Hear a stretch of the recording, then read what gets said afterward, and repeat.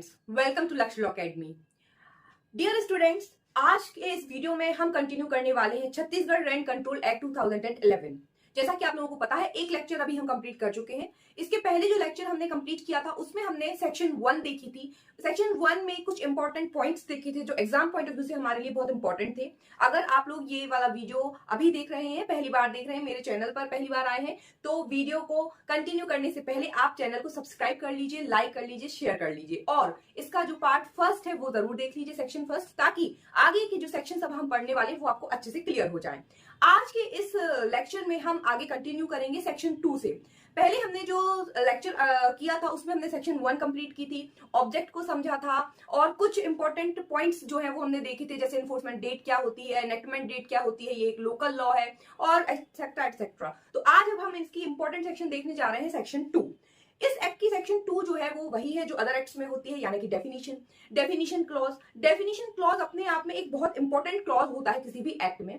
ये जो definition clause हर act में दिया होता है, ये कहीं ना कहीं पूरे एक्ट को समझने में हमें बहुत हेल्पफुल होता है, क्योंकि एक्ट्स में बहुत सारे वर्ड्स ऐसे आते हैं जो नॉर्मली कभी कभी हमें नहीं पता होते। तो जब हमें नहीं पता होते तो हम क्या करते हैं, डेफिनेशन क्लॉज में जाकर उनको देखते हैं और समझने की कोशिश करते हैं कि एक्चुअली इस वर्ड का मीनिंग है क्या।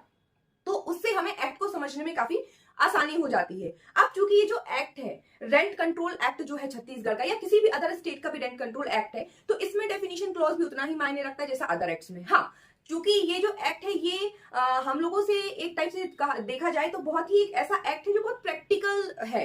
मींस जो ये आम जिंदगी में बहुत प्रैक्टिकल है, इसलिए इसकी टर्मिनोलॉजीज इतनी हमें जो है टफ नहीं लगती है। हम इनसे रूबरू हैं, हमें पता है कि भाई रेंट क्या होता है, हमें पता है लैंडलॉर्ड क्या होता है, हमें पता है टेनेंट क्या होता है। इसलिए ये जो एक्ट है इतना टफ नहीं लगता, क्योंकि ये एक बहुत ही प्रैक्टिकल एक्ट है। एक ये बहुत ही बेसिक सा कंसेप्ट है जो आजकल तो बहुत ज्यादा चल रहा है, टेनेंसी वगैरह का कंसेप्ट। तो इसके बारे में मोस्टली लोगों को नॉलेज बहुत हद तक है। लेकिन चूंकि हम तैयारी कर रहे हैं एक एग्जाम की, छत्तीसगढ़ सिविल जज की या अदर स्टेट की सिविल जज की, तो हमें एक एज अ स्टूडेंट इसको पढ़ना है, तो हमें इसमें छोटी छोटी सी चीजें पढ़ना बहुत आवश्यक है। तो चलिए बिना टाइम वेस्ट किए हुए हम जल्दी से आगे बढ़ते हैं और देखते हैं सेक्शन 2। ठीक है, तो एग्जाम पॉइंट ऑफ व्यू से अगर हम बात करें, ठीक है, एग्जाम पॉइंट ऑफ व्यू से हम बात करें सेक्शन 2 की डेफिनेशन क्लॉज की डेफिनेशन में हमें क्या क्या पढ़ना है।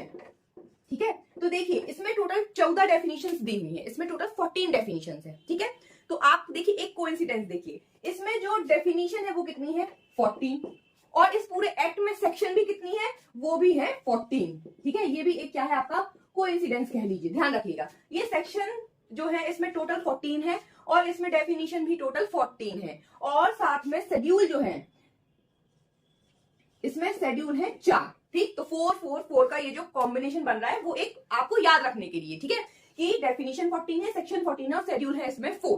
ठीक, तो 14 डेफिनेशन है। अब देखिए सबसे इंपॉर्टेंट क्वेश्चन जो स्टूडेंट्स के माइंड में आता है वो ये आता है कि किसी भी एक्ट में ये कैसे पता चलेगा कि इंपॉर्टेंट डेफिनेशंस कौन सी हैं।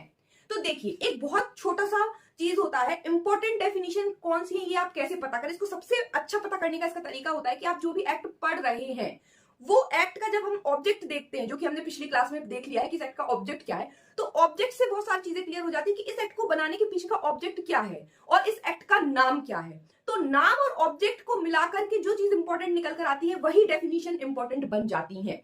जैसे आप इसका नाम देख सकते हैं, छत्तीसगढ़ रेंट कंट्रोल एक्ट। इस एक्ट को बनाने के पीछे का नाम क्या है, जो रेंट से रिलेटेड जो प्रैक्टिसेस चल रही हैं, उनसे रिलेटेड जो डिस्प्यूट अराइज होंगे उनको कंट्रोल करने के लिए एक्ट बनाया गया है।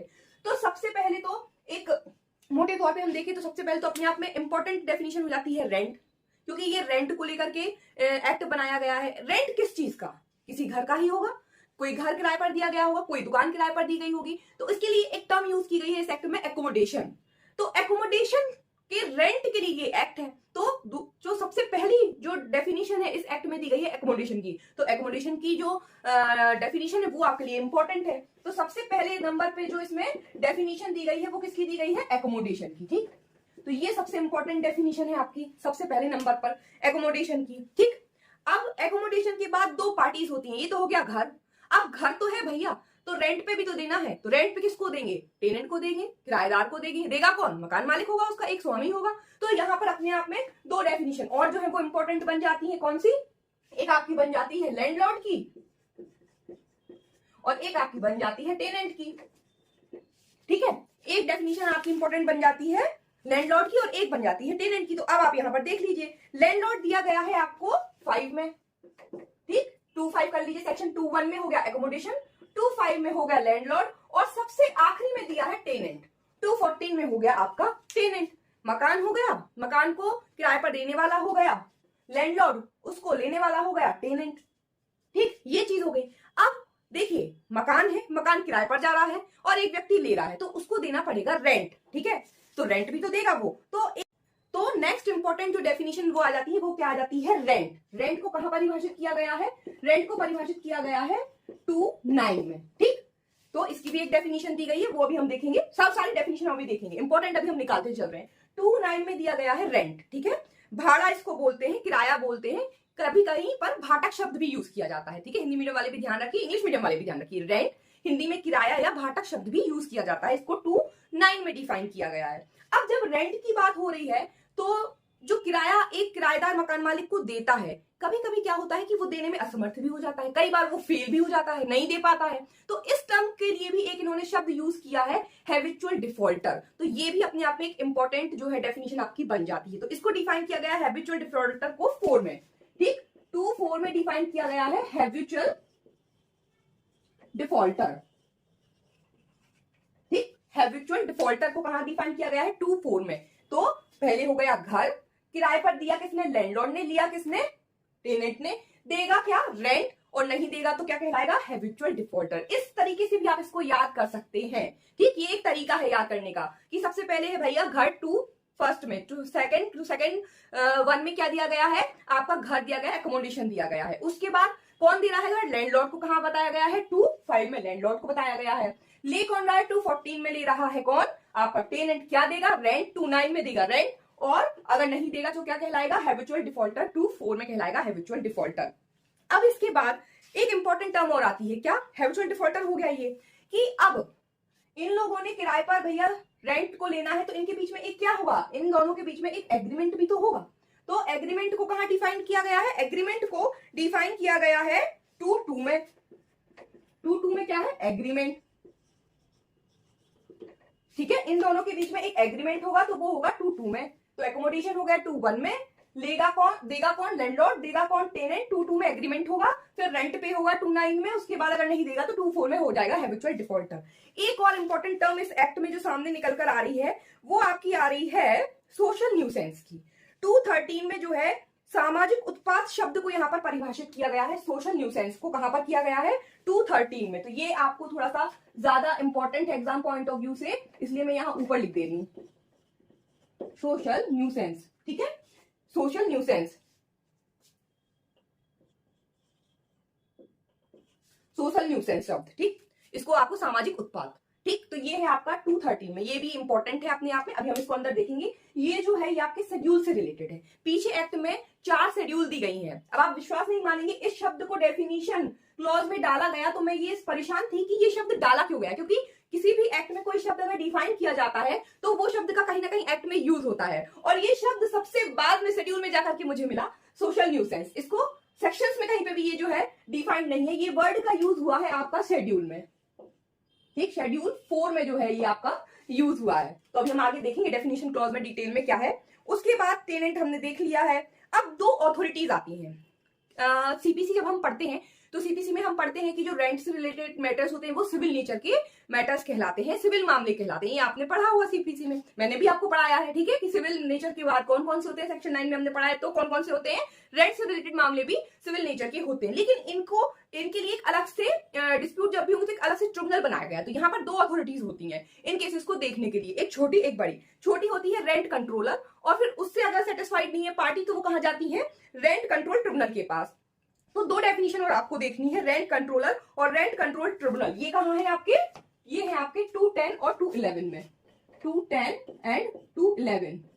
आरसी रेंट कंट्रोलर और रेंट कंट्रोल ट्रिब्यूनल, आरसीटी। ठीक, आरसी एंड आरसीटी कहां है, 210 एंड 211 में, rent controller and rent control tribunal. तो अब देखिए, ये हो गई आपकी टोटल 14 डेफिनेशंस। बीच में कुछ कुछ डेफिनेशंस और हैं जो एग्जाम पॉइंट ऑफ व्यू से इंपॉर्टेंट नहीं है, एक बार रीडिंग हम उनकी जरूर करेंगे, क्योंकि अब जो एग्जाम का पैटर्न आजकल आ रहा है, एमपी का देख ही लिया होगा आप लोगों ने, अदर स्टेट के आप देख ही रहे हैं, छत्तीसगढ़ भी अपना धीरे धीरे लेवल बढ़ा रहा है, तो हम कुछ भी छोड़ेंगे नहीं। लेकिन हाँ, मोस्ट इंपॉर्टेंट जो है वो है ये, पहले मैंने आपको बता ही दिया, सोशल न्यूसेंस आपके लिए बहुत इंपॉर्टेंट है। फिर उसके बाद हैबिचुअल डिफॉल्टर, इस पे स्टार कर लीजिए, ये इंपॉर्टेंट है। सेक्शन 1 जो है वो आपकी ये एकोमोडेशन इंपॉर्टेंट है, लैंडलॉर्ड और टेनेंट। तो 1 2 3 4 5 डेफिनेशन जो है ये इंपॉर्टेंट है, इनसे अंदर से आपसे क्वेश्चन पूछा जा सकता है। और बाकी जो अभी हमने देखी रेंट वगैरह और एग्रीमेंट, ये भी आपसे इस तरीके से पूछ सकते हैं कि रेंट को कहां डिफाइन किया गया है 2(9) में, एग्रीमेंट कहां बताया गया है, रेंट एग्रीमेंट 2(2) में। तो इस तरीके से जो है हमें याद रखना है। चलिए अब हम 1 बाय 1 डेफिनेशंस को समझना स्टार्ट करते हैं। तो चलिए अब हम देखते हैं एकोमोडेशन की डेफिनेशन। एकोमोडेशन की डेफिनेशन स्टार्ट करने से पहले मैं एक आपको छोटी सी चीज बता दूं कि आप लोगों को पता होगा कि छत्तीसगढ़ एमपी से अलग हुआ है कब, 2000 में। ठीक, 2000 के पहले तक एमपी और छत्तीसगढ़ एक ही पार्ट थे। तो छत्तीसगढ़ पर जो पहले कौन सा एक्ट लागू होता था, तो छत्तीसगढ़ पर पहले वही एक्ट लागू होता था जो अभी हम एमपी में पढ़ते हैं, यानी कि MP accommodation control act 1961। Okay, तो यहाँ पर छत्तीसगढ़ एकोमोडेशन कंट्रोल एक्ट 1961 जो है पहले लागू होता था, उस एक्ट को रिप्लेस करके ये एक्ट हमारा आया, Chhattisgarh rent control act 2011। Okay, तो उस एक्ट में अभी जिन लोगों ने एमपी का पेपर दिया होगा, एमपी सिविल जज का, तो उन्होंने एमपी का लोकल लॉ रेंट कंट्रोल वहां का पढ़ा होगा, तो वहां पर भी एकोमोडेशन वर्ड को डिफाइन किया गया। ठीक है, तो वहां पर एकोमोडेशन वर्ड को डिफाइन किया गया है, तो उसको हिंदी में क्या बोला गया है, वहां पर स्थान, उस एक्ट में बोला गया स्थान। एक कंपैरिजन हम कर सकते हैं, क्योंकि एमपी की भी हम तैयारी करते हैं, छत्तीसगढ़ की भी करते हैं, अदर लॉज में अदर स्टेट की भी करते हैं, तो एक छोटा सा कंपैरिजन लेके चल सकते हैं हम। तो वहां पर एकोमोडेशन को क्या बोला गया, स्थान वर्ड यूज किया गया, उसका एक्ट का नाम भी है हिंदी में स्थान नियंत्रण अधिनियम, है ना। तो यहाँ पर एकोमोडेशन को हिंदी में क्या बोला गया, वास सुविधा। ठीक, याद रखिएगा, यहाँ पर जो वर्ड यूज किया गया हिंदी में इस शब्द के लिए वो है वास सुविधा, और वहां पर है स्थान। तो चलिए देखते हैं हम डेफिनेशन। अगर आप लोगों के पास बैरेट है तो अपना अपना बैरेट ले लीजिए हाथ में और एक बार रीड कीजिए मेरे साथ कि एकोमोडेशन को किस तरीके से डिफाइन किया गया। देखिए, accommodation means any building or part of building। ठीक, कोई बिल्डिंग या part of building, whether residential or non-residential, leased out by the landlord to the tenant। ठीक, इतना पहले पार्ट देख लीजिए। उसके बाद and includes open space, staircase, grounds, garden, garages and all facilities and amenities forming part of the agreement between them of any land which is not being used for agricultural purposes। एक बार हम हिंदी में भी पढ़ेंगे, आप लोगों को पता होगा हमारी क्लासेस में हिंदी और इंग्लिश साइमल्टेनियसली चलती है, किसी भी स्टूडेंट को कोई प्रॉब्लम नहीं होती है, हिंदी वालों को भी नहीं और इंग्लिश वालों को भी नहीं। तो हिंदी में भी एक बार देखेंगे। वास सुविधा से अभिप्रेत है कोई भवन या भवन का भाग, चाहे आवासीय हो या गैर आवासीय हो, भवन स्वामी द्वारा किराएदार को किराए पर दिया गया हो, तथा जिसमें सम्मिलित है कृषि प्रयोजनों के लिए उपयोग में ना लाई जाने वाली कोई भूमि, खुला स्थान, सीढ़ी, मैदान, बगीचा, गैराज तथा समस्त सुविधाएं एवं साधन जो उनके बीच हुए करारनामे में अंगभूत हो।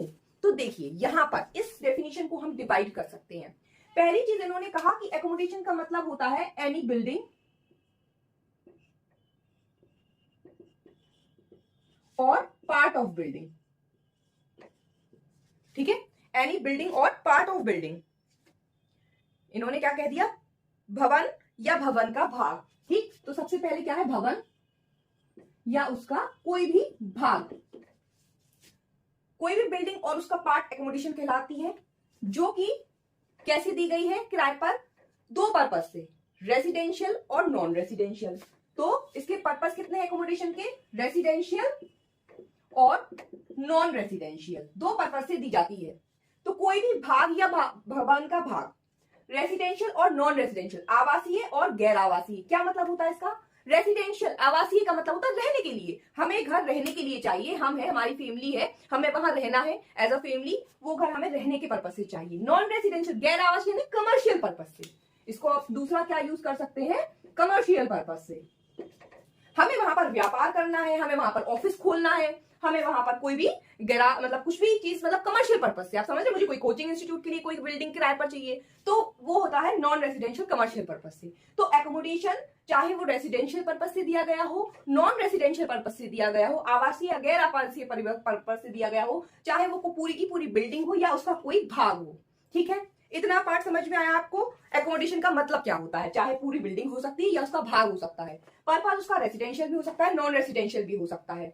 Lease out by the landlord to the tenant, जो कि एक जो प्रॉपर्टी है हमारी, ये एक प्रॉपर्टी है हमारी, ये किसने किसको लीज आउट की है? ये लीज आउट की गई है लैंडलॉर्ड के द्वारा, किसको? टेनेंट को। ठीक, लैंडलॉर्ड ने ये प्रॉपर्टी टेनेंट को लीज आउट की है। ये वर्ड आपको समझ में आ रहा है? लीज, पट्टे पर दी है।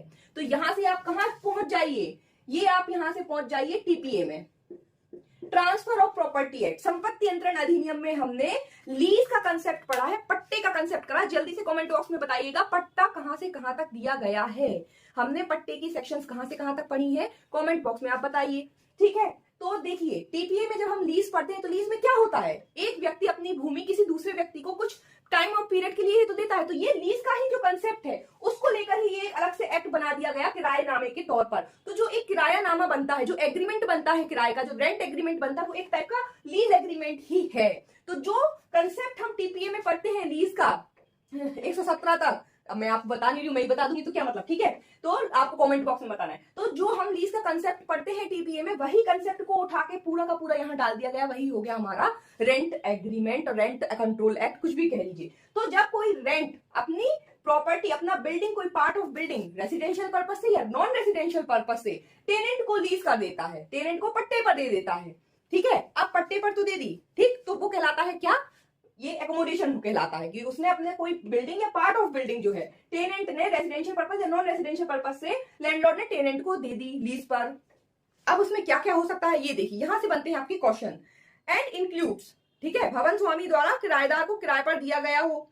ठीक है, अब इसमें क्या क्या इंक्लूड होता है, इसमें क्या क्या सम्मिलित हो सकता है? And it's includes open space, staircase, ground, garden, garages. ठीक है, खुला स्थान, सीढ़ी, मैदान, बगीचा, गैरेज। यहां से ही आपके जो है क्वेश्चन बनते हैं। इंक्लूड क्या क्या है इसमें, आपसे यहां से जो आपका एग्जाम होगा प्रिलिमिनरी का, उसमें क्वेश्चन पूछे जाएंगे। आपको 4 ऑप्शन दे देंगे, एक गलत दे देंगे, या आपको इकट्ठे करके दे देंगे, इसमें से बताएंगे कौन सा कथन असत्य, इस तरीके से आपसे क्वेश्चन पूछा जाएगा। तो आपको ध्यान रखना है ओपन स्पेस, खुला स्थान, ठीक है, सीढ़ी, ठीक, फिर आपका गार्डन, गैराज और आउट हाउस, और क्या वर्ड इसमें यूज है? ग्राउंड, गार्डन, गैराज, ग्राउंड, ठीक, गार्डन, ग्राउंड और गैराज। तो इतनी चीजें जो है इसमें इंक्लूडेड है। ओपन स्पेस, खुला स्थान का क्या मतलब समझते हैं आप? खुला स्थान का मतलब है जैसे कोई घर है, घर के आगे बालकनी, घर के आगे जो है बरामदा टाइप का है, कुछ कुछ घर होंगे आपने देखे होंगे उसमें ओपन पोर्च होते हैं, पीछे जो है कुछ स्पेस रहता है, तो वो जो जुड़ा हुआ आपने किराए पर लिया है तो वो इसमें माना जाएगा। सीढ़ियां जो घर में है, ऊपर नीचे का फ्लोर है, सीढ़ियां वो भी है इसमें इंक्लूड। गार्डन अगर है तो कोई वो भी, गैराज है, ग्राउंड है उससे जुड़ा हुआ, तो ये सारी चीजें जो है इंक्लूड मानी जाएंगी। अब इसमें साथ में एक और इंपॉर्टेंट चीज दी है कि ये तो इंक्लूड है ही, साथ में वो all facilities and amenities forming part of the agreement, सारी एमिनिटीज एंड फैसिलिटीज। अब इसमें जो वर्ड आ रहा है वो क्या आ रहा है? Amenities and facilities, amenities and facilities. ये क्या होता है भैया? एमिनिटीज एंड फैसिलिटीज का मतलब होता है जो भी सुविधाएं आपको प्रोवाइड की जाएंगी, और ये सुविधाएं कैसी होना चाहिए? एग्रीमेंट में मेंशन होना चाहिए, एग्रीमेंट में ये सुविधाएं जो है मेंशन होना चाहिए। जो आपका करारनामा बनेगा, जो किरायानामा बनेगा, उसमें जो जो लिखा है किराया मकान मालिक ने कि हम आपको ये देंगे, ये देंगे, ये देंगे, वो सारी पार्ट जो रहेगा वो भी एकोमोडेशन का भाग माना जाएगा, वो बिल्डिंग के पार्ट माना जाएगा। ठीक है, जैसे फॉर एग्जाम्पल आपने सुना होगा फर्निश्ड, अनफर्निश्ड, सेमी फर्निश्ड। जब आप अगर किराए पर कभी भी मकान लेने जाएंगे तो ये टर्मिनोलॉजी यूज होती है कि भाई फर्निश्ड है, अनफर्निश्ड है, सेमी फर्निश्ड है। फर्निश्ड है मींस आपको बेसिक बेसिक चीजें प्रोवाइड कर दी जाएंगी, भाई आपको पलंग मिल जाएगा, सोफा मिल जाएगा, अगर आप स्टूडेंट है तो पढ़ने के लिए टेबल चेयर मिल जाएगी। ठीक है, फुल्ली सेमी फर्निश्ड है, फुल्ली फर्निश्ड में भाई आपको लग्जूरियस चीजें मिल जाएंगी, फ्रिज भी मिल जाएगा, आपको माइक्रोवेव भी मिल जाएगा, और भी जो आपको लग्जूरियस चीजें होती है वो सारी मिल जाएंगी। नॉन फर्निश्ड में मींस बस आपको मकान दे दिया है भाई, आप एंजॉय करो, अपना सामान लगा लो। तो जितनी भी एमिनिटीज, तो इस तरीके की जो भी फैसिलिटीज, जो भी एमिनिटीज, फैसिलिटीज मींस आपको पंखा दिया, ट्यूबलाइट दिया, ये सारी चीजें एग्रीमेंट के तहत। लेकिन ये क्या है? ये एग्रीमेंट में अगर लिखी होंगी, पॉइंट करने वाला बात, अगर ये एग्रीमेंट में लिखी है तो फिर ये एकोमोडेशन के अंतर्गत आएंगी। ठीक है, एग्रीमेंट कर लिया, उन्होंने कहा है हम आपको ये चीजें प्रोवाइड करेंगे, तो उनको प्रोवाइड करना पड़ेगी क्योंकि वो पार्ट ऑफ एग्रीमेंट है जिसके लिए आप रेंट पे करेंगे। ठीक है, अब सबसे मेन इंपॉर्टेंट पॉइंट देखिए जो एग्जाम में आता ही आता है, मोस्ट इंपॉर्टेंट, इसमें कौन सी भूमि इंक्लूड नहीं है? क्या इंक्लूड नहीं है? Not included. सम्मिलित क्या नहीं है? इसमें क्या जो है वो सम्मिलित नहीं है या समाहित नहीं है। ठीक, तो इसमें सम्मिलित नहीं है एग्रीकल्चरल लैंड। कृषि भूमि जो है वो सम्मिलित नहीं है। क्या सम्मिलित नहीं है? Agricultural land. ठीक, कृषि भूमि जो है वो इसमें सम्मिलित नहीं है, ध्यान रखिएगा।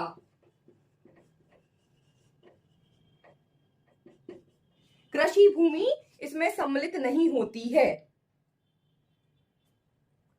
आपने पढ़ा होगा एलआरसी में, एमपी एलआरसी, छत्तीसगढ़ एलआरसी, जो कृषि भूमि होती है उनकी जो भी देखरेख होती है वो बिल्कुल अलग तरीके से चलती है, उनका कानून भी अलग चलता है। तो एग्रीकल्चरल लैंड कोई भी व्यक्ति किसी भी व्यक्ति को रेसिडेंशियल और नॉन रेसिडेंशियल पर्पस से कभी भी किराए पर नहीं दे सकता। इसमें लास्ट में ये लाइन लिखी हुई है, आप देखिए, forming part of agreement between them of any land which is not being used for agricultural purposes. कोई भी व्यक्ति, कोई भी लैंडलॉर्ड ऐसी अपनी भूमि को या ऐसे भूमि के भाग को जिसको वो एग्रीकल्चरल पर्पसेस के लिए यूज करता है, उसको वो रेंट पे नहीं देगा। वो भूमि, वो एकोमोडेशन नहीं मानी जाएगी। अगर कोई व्यक्ति है जिसके पास 10 एकड़, 20 एकड़, 40 एकड़ की जमीन है, उसमें से वो 30 एकड़ की जमीन पे फार्मिंग करता है, कृषि करता है, बाकी पे उसने फार्म हाउस बना के रखा है, तो वो जो फार्म हाउस है, ध्यान रखिएगा, ये एक खेत है, इसमें इतने पोर्शन में तो वो क्या करता है?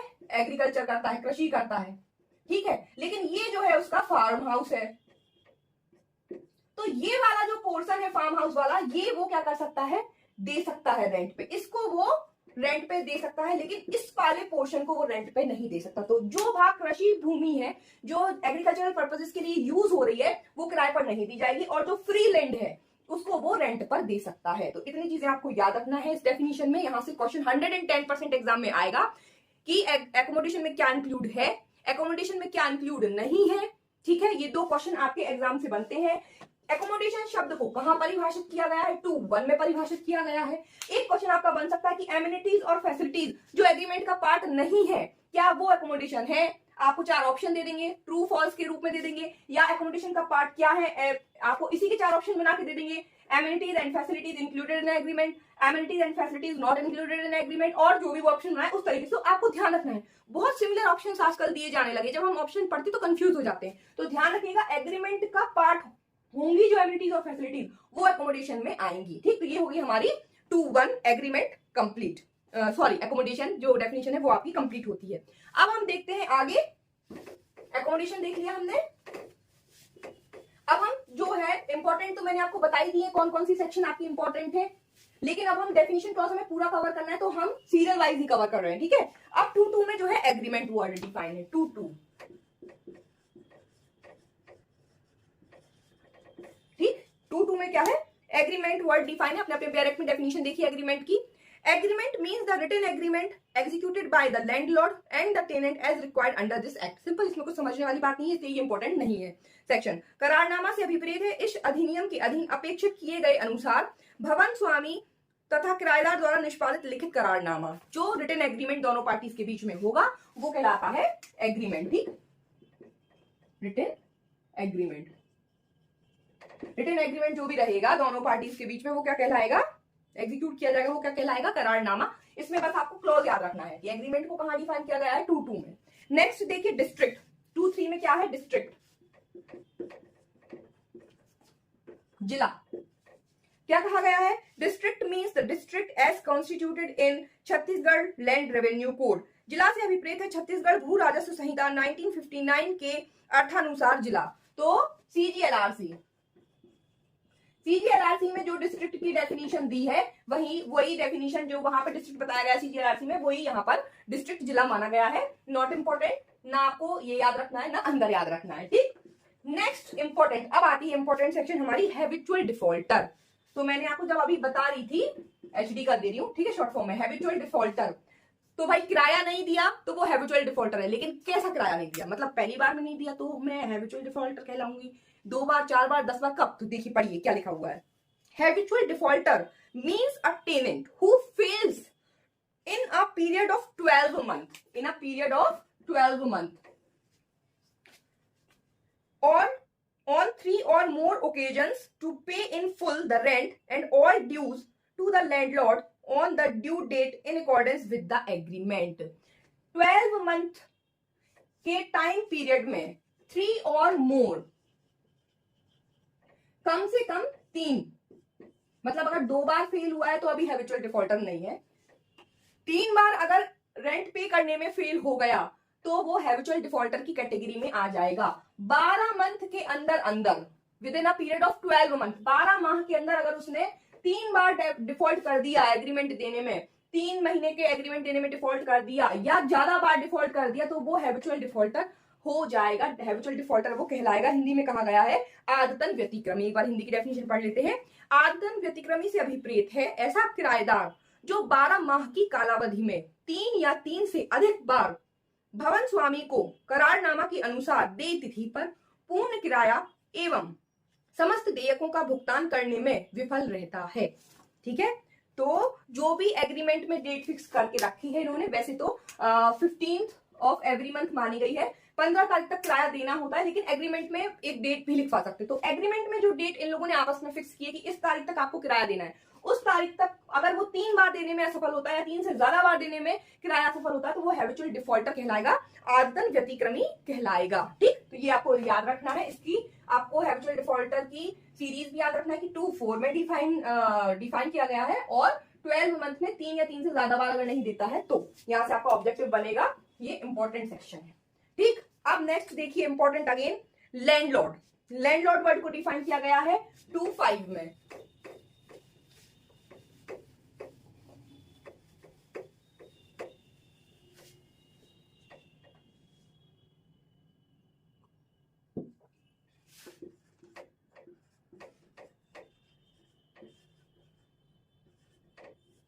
लैंडलॉर्ड भूस्वामी, ठीक, भवन स्वामी भूस्वामी एक ही बात है।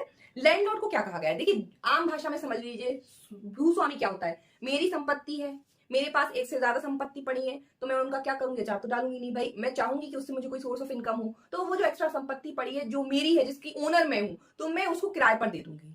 मेरी संपत्ति कहीं ऐसी जगह पड़ी है जहां मैं रहती नहीं हूं, जहां मीन्स मेरा व्यवसाय नहीं है, किसी अदर जगह पर है, मैं खुद से नहीं जा सकती हूँ, तो मैं क्या करूंगी, मैं ऐसी प्रॉपर्टी को देख रेख करने के लिए एक ट्रस्टी हायर कर सकती हूँ, है, किसी को गार्जियन नियुक्त कर सकती हूँ कि आप गार्जियन बन जाओ, है ना, मैं किसी को कह सकती हूँ कि आप मेरे बदले में रेंट ले लेना। तो ये भी लैंडलॉर्ड की कैटेगरी में आ जाते हैं कि मेरी तरफ से संपत्ति तो मेरी है, लेकिन मैंने कह दिया कि आप मेरी संपत्ति को देख लीजिए, आप जो रेंट आएगा वो आप जो है आप ले लीजिएगा। मैंने कोई रिसीवर नियुक्त कर दिया, कोई गार्जियन है वहां पर संपत्ति के, या कोई ट्रस्टी है, तो वो भी क्या कहलाएंगे, इस डेफिनेशन के अंतर्गत लैंडलॉर्ड कहलाएंगे। संपत्ति मेरी है जिसे मैं किराए पर दे सकती हूँ, जिसके लिए मैं रेंट ले सकती हूँ, तो मैं लैंडलॉर्ड कहलाऊंगी एक आम भाषा में। अब हम डेफिनेशन देख लेते हैं। Landlord means who for the time being is receiving और is entitled to receive the rent of any accommodation. यहां पर बात हो रही है सिर्फ रेंट को रिसीव करने की। किसी भी एकोमोडेशन का रेंट लेने के लिए जो व्यक्ति एंटाइटल्ड है वो लैंडलॉर्ड है। तो मैंने जो आपको अभी पहले बात बताई कि मैं, मेरी संपत्ति है, मैं ओनर हूं, या मैंने किसी को गार्जियन रिसीवर, तो ये सब एंटाइटल्ड पर्सन ही तो है। रेंट लेने के लिए एंटाइटल्ड कौन होगा, अगर मेरी स्वयं की संपत्ति है, मैं ओनर हूं किसी संपत्ति की, तो मैं ही एंटाइटल्ड हूं लेने के लिए रेंट, तो मैं लैंडलॉर्ड हूं। तो मैं रेंट लेने के लिए एंटाइटल्ड हूं तो मैं लैंडलॉर्ड हूं। अब मैंने किसी को रिसीवर नियुक्त करके रखा है अपनी संपत्ति के लिए कि भाई मैं तो यहाँ भोपाल में रहती हूँ, मेरी एक संपत्ति सागर में पड़ी है, तो मैंने भैया मैं देख रेख नहीं कर सकती, मैं बहुत बिजी रहती हूँ, तो मैंने एक रिसीवर नियुक्त करके रख दिया कि आप ही जो है किराए पर लगवाओ, किराए पर खाली करवाओ, किराया आए तो आप रखो, समय समय पर मैं देखती रहूंगी क्या है। ठीक है, तो वो एंटाइटल्ड पर्सन हो गया संपत्ति के बेहक में। तो कोई भी ऐसा व्यक्ति जो एंटाइटल्ड है रेंट लेने के लिए, ठीक, वो क्या है, लैंडलॉर्ड है according to this definition, whether on his own account. Own account या तो वो खुद से रेंट ले, यानी कि मैं खुद से डायरेक्ट ले रही हूँ, मैं भोपाल में हूँ, भोपाल में ही मेरा एक एक्स्ट्रा फ्लैट है, मैंने उसको किराए पर दिया और मैं रेंट खुद ले सकती हूँ, तो मैं खुद, ठीक है, और ऑन अकाउंट ऑफ और ऑन बिहाफ ऑफ और for the benefit of any other person. अब या किसी, वही वाली बात जो मैं अभी आपको कह रही हूँ, एज ट्रस्टी, गार्जियन और रिसीवर, किसी दूसरे के गार्जियन के तौर पे, रिसीवर के तौर पे या ट्रस्टी के तौर पे कोई व्यक्ति रेंट लेने के लिए एंटाइटल्ड है, तो वो भी यहाँ पर लैंडलॉर्ड है फॉर एनी अदर पर्सन, किसी दूसरे पर्सन के लिए। और who would so receive the rent और to be entitled to receive the rent if the accommodation were let to a tenant. ठीक, तो हिंदी में भी एक बार पढ़ लेते हैं। भवन स्वामी से अभिप्रेत है ऐसा व्यक्ति जो किसी वास सुविधा का भाड़ा यानी किराया चाहे अपने स्वयं के लेखे या किसी अन्य व्यक्ति के लेखे या उसकी ओर से या उसके लाभ के लिए या किसी अन्य व्यक्ति के न्यासी, पालक अथवा रिसीवर की हैसियत से तत्समय प्राप्त कर रहा है या प्राप्त करने का हकदार है, या यदि अभिधारी को वास सुविधा भाड़े या किराए पर दिया गया है तो इस प्रकार भाड़ा प्राप्त करेगा या भाड़ा प्राप्त करने का हकदार होगा। ठीक है, यदि किराएदार को वास सुविधा किराए पर दिया गया है तो इस प्रकार भाड़ा प्राप्त करेगा या भाड़ा प्राप्त करने का हकदार होगा। ठीक, तो सिंपल लैंग्वेज में वही पर्सन है जो रेंट लेने के लिए एंटाइटल्ड होते। तो आपको यहाँ इस डेफिनेशन में लैंडलॉर्ड में क्या क्या याद रख लेना है कि एंटाइटल्ड टू रेंट,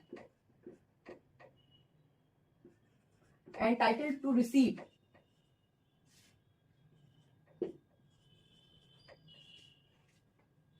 ठीक है, कौन सा पर्सन जो रेंट लेने के लिए एंटाइटल्ड है। अब वो कौन कौन हो सकता है? ओनर, खुद, ऑन, ठीक है ना, उसमें लिखा है ना ऑन ओन अकाउंट, खुद के लेखे पे, यानी कि ओनर, स्वामी हो गया। अब यहां पर 3 वर्ड जो है वो आप याद रख लीजिए, ट्रस्टी, गार्जियन और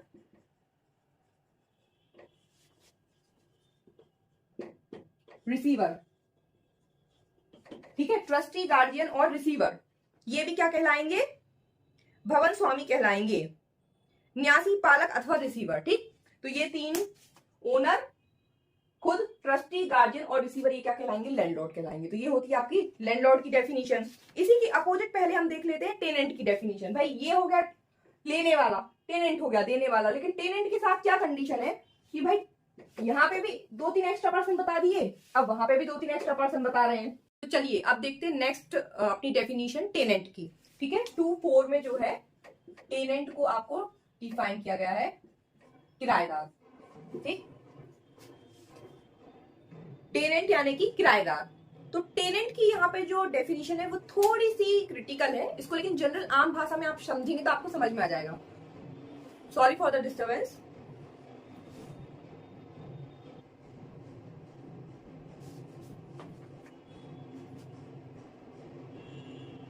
सॉरी फ्रेंड्स, आज के सेशन को हमें यहीं पर स्टॉप करना पड़ेगा। टेनेंट की डेफिनेशन से हम नेक्स्ट क्लास में समझते हैं, क्योंकि बाहर से बहुत ज्यादा शोर की आवाज आ रही है, क्योंकि मेन रोड पर, ये मेरा जो घर है मेन रोड पर है और कुछ शायद बारात वगैरह निकल रही है, आई डोंट नो व्हाट। सो बहुत ज्यादा ढोलक वगैरह बज रहे हैं और 10 मिनट हो चुके हैं। ये मैंने आपको वीडियो पॉज कर दिया था, बहुत जोर जोर से आवाज आ रही है। आई डोंट नो कि आप लोगों को यहाँ इस पर आवाज सुनाई दे रही है या नहीं रिकॉर्डिंग में, वो तो मैं अभी जब बंद करूंगी तब समझ में आएगा। लेकिन मुझे बहुत ज्यादा डिस्टर्बेंस और नॉइज आ रहा है, तो मतलब मैं एक्सप्लेन नहीं कर पा रही, मुझे खुद की आवाज भी नहीं सुनाई दे रही, इतना जोर से जो है बज रहा है। तो आज के इस सेशन को, सॉरी फॉर द इंटरप्शन, तो आज के इस सेशन को हम यहीं पर स्टॉप कर रहे हैं। टेनेंट जो नेक्स्ट डेफिनेशन है इसको हम नेक्स्ट वाले लेक्चर में समझेंगे। ओके, सो जब तक के लिए आप लोग वेट कीजिए और मेरे चैनल को सब्सक्राइब करना मत भूलिएगा, शेयर कीजिए ज्यादा से ज्यादा, मैं आपसे रिक्वेस्ट कर रही हूँ शेयर कीजिए ज्यादा से ज्यादा, ताकि ज्यादा से ज्यादा स्टूडेंट्स जो है मेरे चैनल से जुड़ सके। मुझे आपके सपोर्ट की बहुत ज्यादा जरूरत है। सो प्लीज अब आप, क्योंकि 2 साल बाद मैं फिर से अपने चैनल पर आई हूँ, क्योंकि बेबी हुआ था, आप सभी को पता है, आप लोगों ने बहुत सारी कांग्रेचुलेशंस भी दी थी, तो वो कांग्रेचुलेशंस मैंने बहुत संभाल कर रखी है। लेकिन अब मैं चाहूंगी कि ये नई शुरुआत जो मैं कर रही हूँ, तो उसमें आप लोग प्लीज सपोर्ट कीजिए, ज्यादा से ज्यादा वीडियोस को आप लोग खुद पर्सनली शेयर कीजिए। मैं तो करती हूँ, लेकिन आप लोग शेयर करेंगे तो उसका मुझे बहुत बेनिफिट मिलेगा। सो प्लीज शेयर कीजिए और नेक्स्ट क्लास में हम इसकी डेफिनेशन समझेंगे। तब तक के लिए अपना ख्याल रखिए, मिलते हैं नेक्स्ट लेक्चर में टेनेंट की परिभाषा के साथ।